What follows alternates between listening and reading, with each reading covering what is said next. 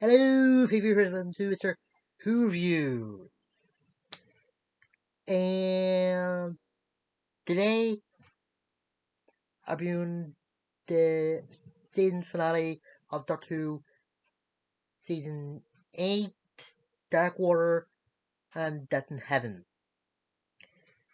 Um, in this, Claire's calling Danny Pink up just to tell him how much she loves him,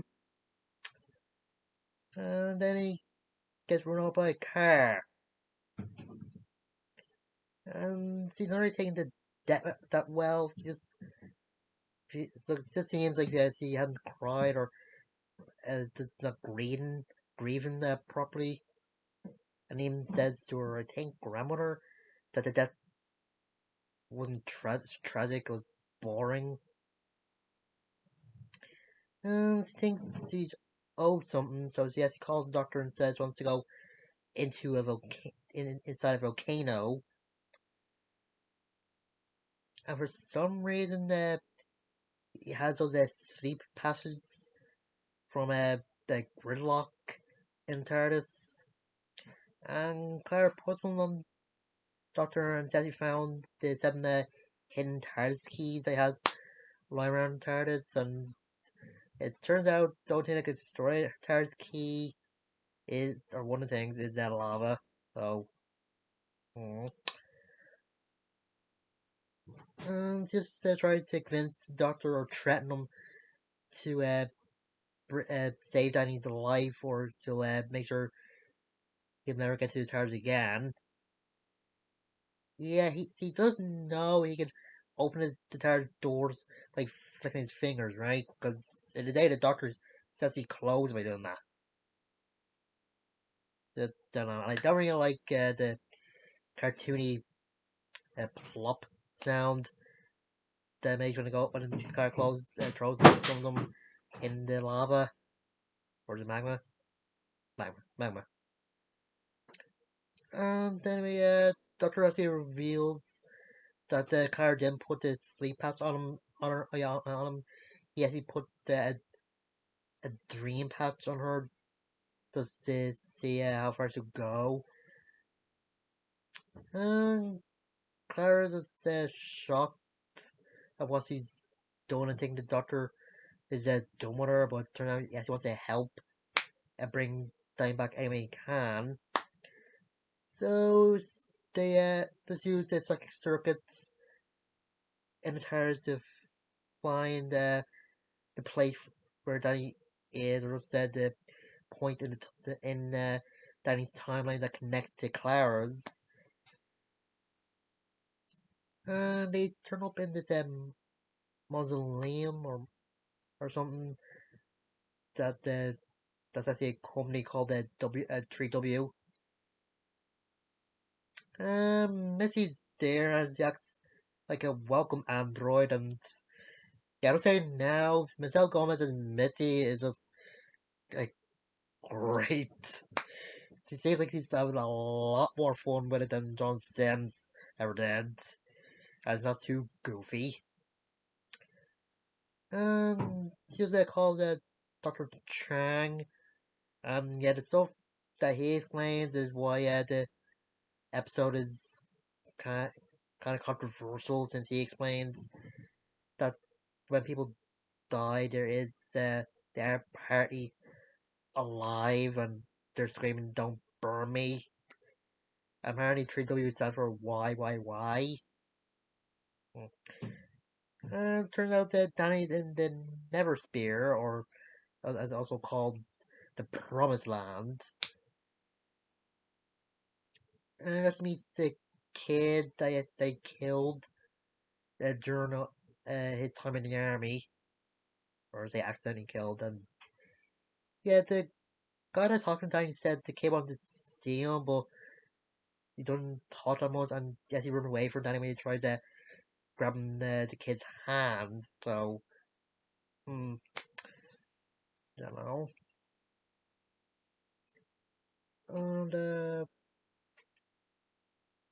And they're able to get through to Danny and then Never Spear, and the doctor's getting suspicious. So what's going on in the company, and turns out the skeletons in the fish tank are actually are about to be Cyberman.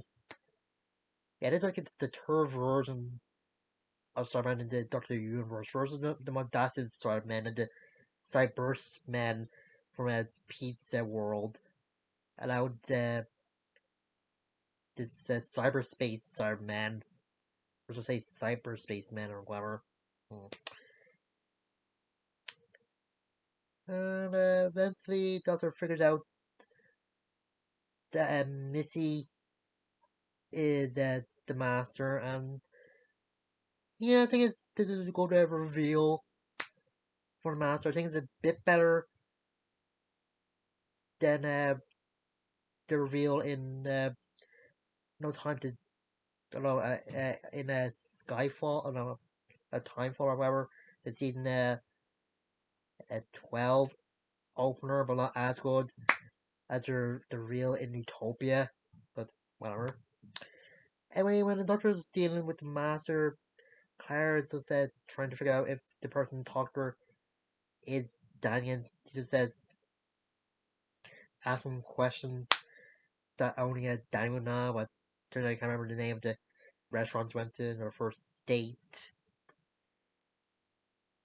And yeah, the Doctor told her to ask questions to be thorough and that, but I think she's been a bit hard. She's saying that she'll go to where Danny is, and Danny telling her not to throw away her life, but sorry, listen to it, and even though he keeps saying I love you to her, she just tells him to stop saying that and stuff like that. And around the 3W is based on our world donor where the doctor that is in that it's St. Paul's. Yeah, I didn't read the first time that the Cybermen were there. The first time was in the invasion, and I think that reveal was a bit better. And when Unit does so, uh, Case Stewart actually dropped something from the last time the Cybermen were on Earth, like the original Cybermen, not the Cybersmen. And turned out the Cybermen launched something in the sky that caused some dark clouds to go over, and that just caused Kate to inoculate the Doctor and the Master, or Missy, that stuff them out. And when Doctor wakes up, he's in handcuffs since it's protocol when an invasion like this goes on to do that. And he's made a president of the world. Yeah! And he had to rub it into the Master that he found it easier to take over the world than she did. Yeah, he actually wrote something in his face as well before that, but. Hmm.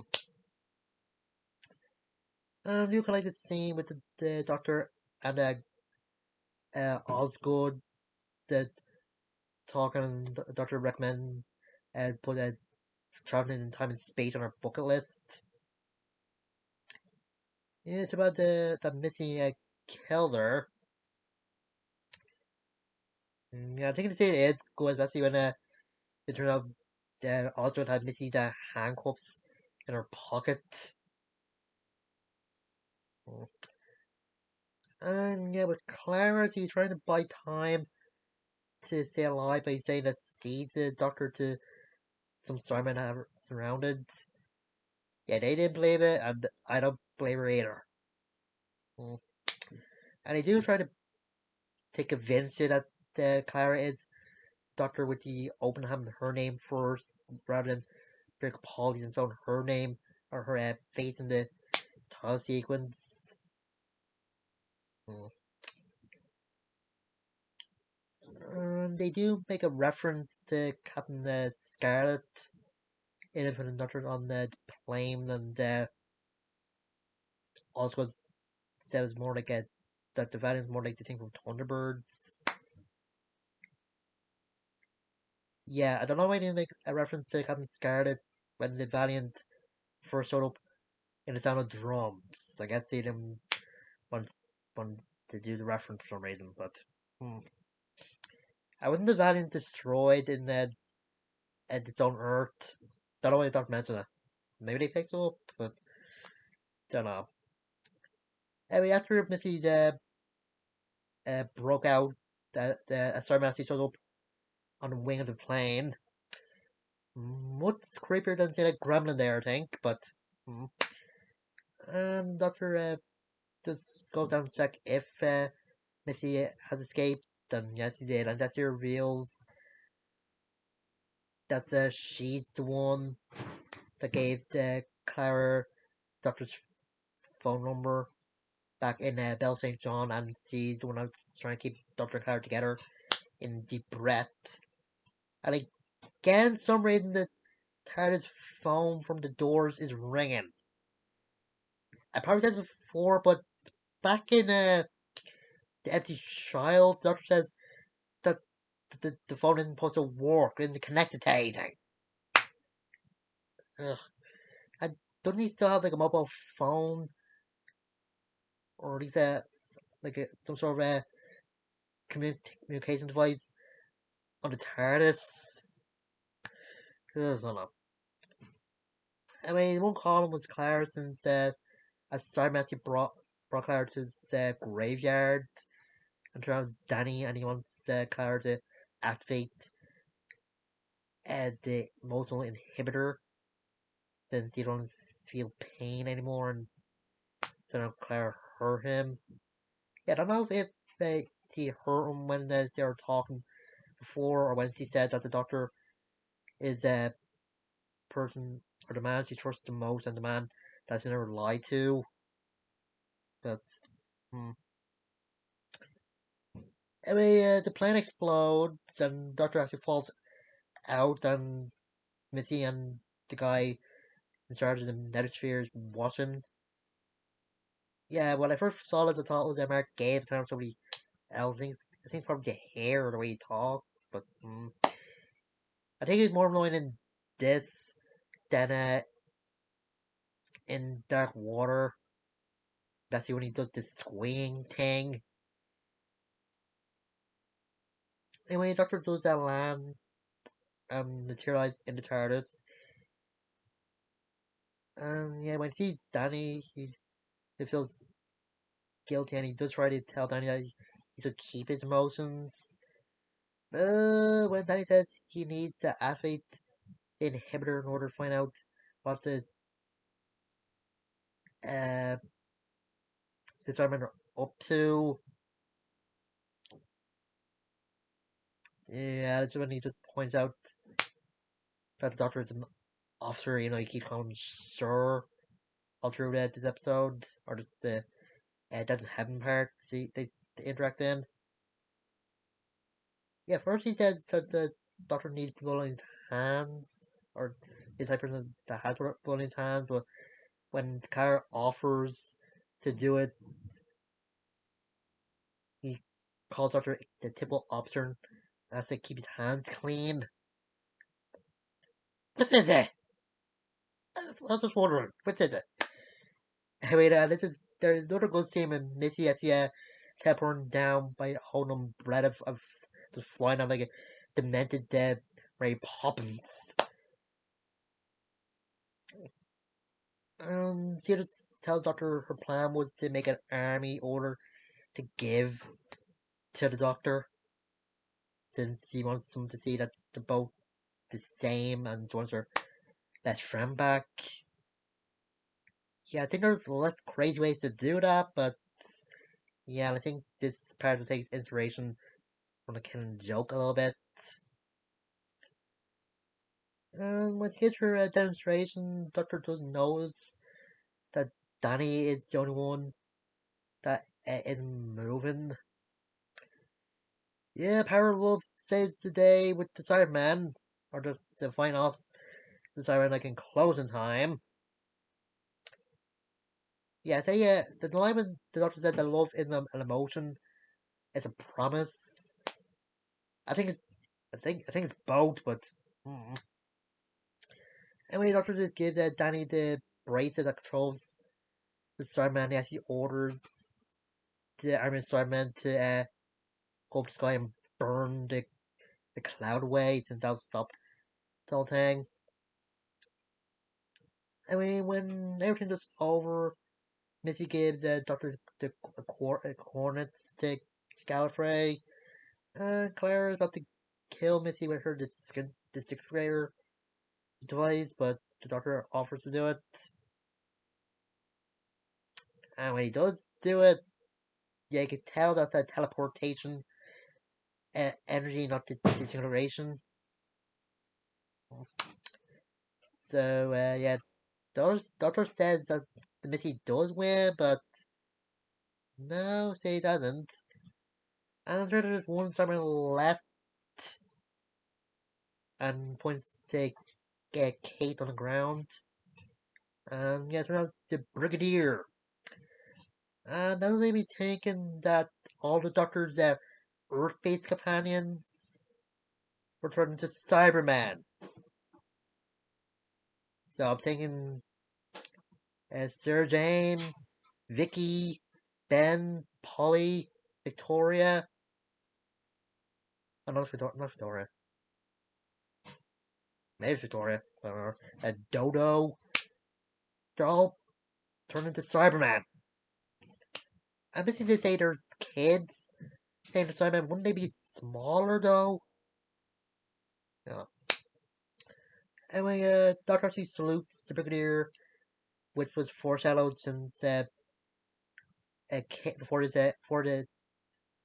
before Kay was saying that the Brigadier's ambition was to have Doctor salute him.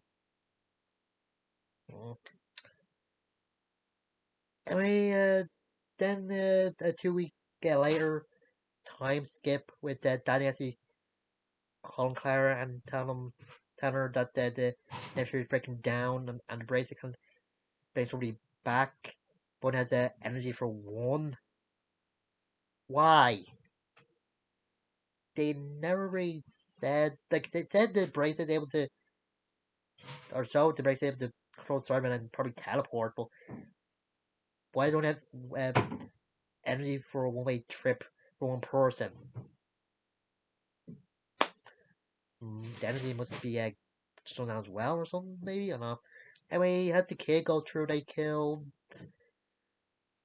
And Doctor and Clara actually meet up in a conversation about lie to her about what happened on the scene. Uh, the Doctor actually hitting or destroying the console when he realized that the Missy lied to him about the coordinates of that Gallifrey. It's good.